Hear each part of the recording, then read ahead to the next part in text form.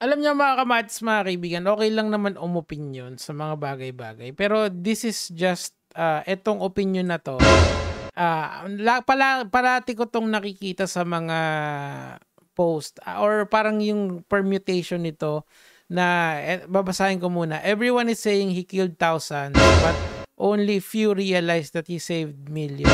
Una, nasan yung datos na meron talaga siyang linigtas na millions? Kasi walang katuturan yan kung hindi ka magpapakita ng data. You need to show data first to, para mapatunayan mo na totoo yung sinasabi mo, right?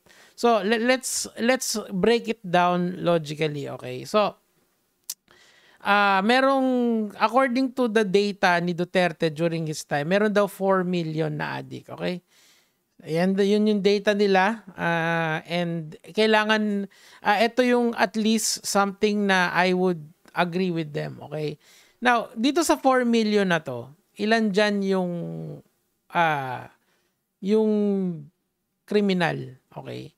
Kasi ito yung problema kasi ng society natin today. The Duterte propaganda has twisted the narrative in such a way na kapag addict ka, automatic criminal ka. Hindi naman totoo yun eh.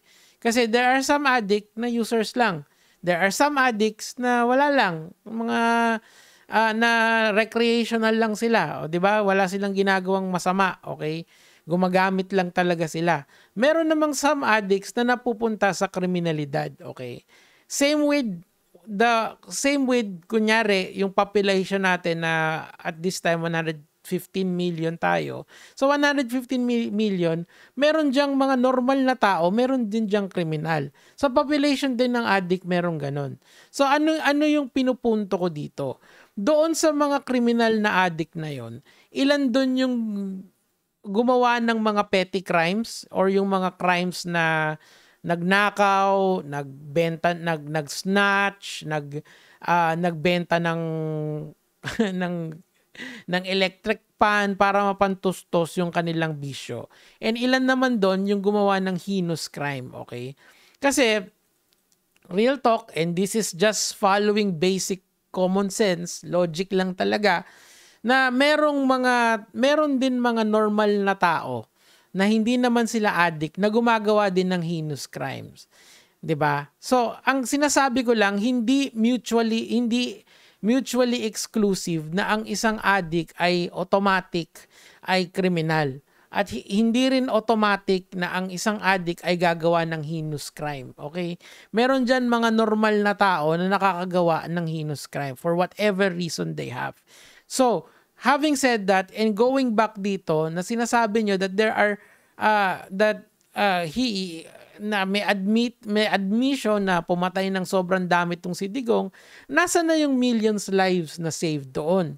Kasi wala naman tayong data kung ilan yung masisave mo kapag halimbawa granting pinatay mo yung isang gumawa ng heinous crime na addict, 'di ba? Wala tayong data doon. Ang pinagbabasihan lang natin dito is purely emotions. And this is why this battle between fake news is very frustrating. Kasi madali kasing kumuha ng clout kapag ka-supporter mo, pag sinusuportahan mo yung position ng mga Duterte ngayon. Madali eh. Kasi parang may fantasy na nabubuo sa mga tao na pag ikaw ay addict, automatic criminal ka. Hindi naman ganoon yun. Merong mga addict na gumagamit lang talaga. Merong mga addict na nagtatry na magbagong buhay. Merong mga addict na nalululong sila pero sa kalulungan nila hindi pa rin sila gumagawa ng kriminal. Yung iba diyan baka nasiraan na ng ulo or nagbebenta ng gamit. Pero there are of course extreme cases. Yung extreme cases, yun yung gumagawa ng mga heinous crimes. So mali na sabihin mo na lahat ng addict ay kriminal. That's the point here, mga kamatis, mga kaibigan. And it's very frustrating kasi makikita mo yung mga tao is really into this propaganda. This is merely a propaganda na binibenta sa inyo ng mga Duterte supporters. Actually, hanggang ngayon naman talaga. Kaya popular yan si Sara Duterte. Kaya popular yung mga ganitong mga yung mga ibang Duterte sa Davao because of this propaganda na kinakalat nila that the addicts are the true enemies of the country. Hindi yon actually.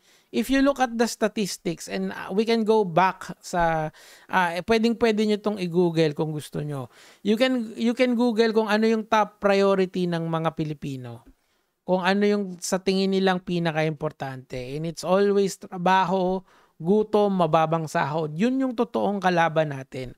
Why are we focusing on these addicts? Na totoo lang, nagiging kalaban lang natin yan kapag sinasabi ng mga Duterte. Hindi. Ang kalaban natin is kahirapan. Ang kalaban natin ay gutom. Ang kalaban natin ay mababang antas ng edukasyon dito sa Pilipinas. Kaya yung mga taong kagaya ni Rosmar ay pinaniniwalaan nyo agad. Kasi marami siyang followers, sikat siya. But does what she's saying logical? Of course not. Even alam mo yun yung sinasabi dati nung abogado ni Quebuloy, a learned child can understand that this is not true. Of course, saved millions, how?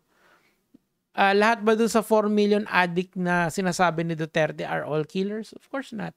Mali yun. Maling pananaw yun dito sa usaping ito. We should focus on the real problems of our society.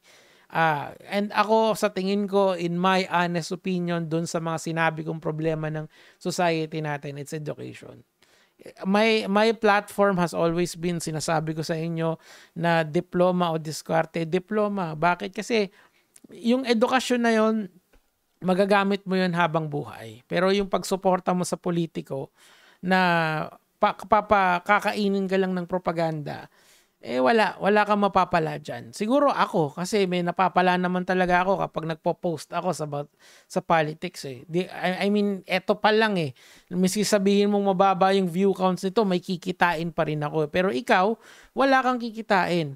Wala kang kikitain and mali pa yung sinusuportahan mo dahil pinopromote mo lang yung propaganda nila na basura.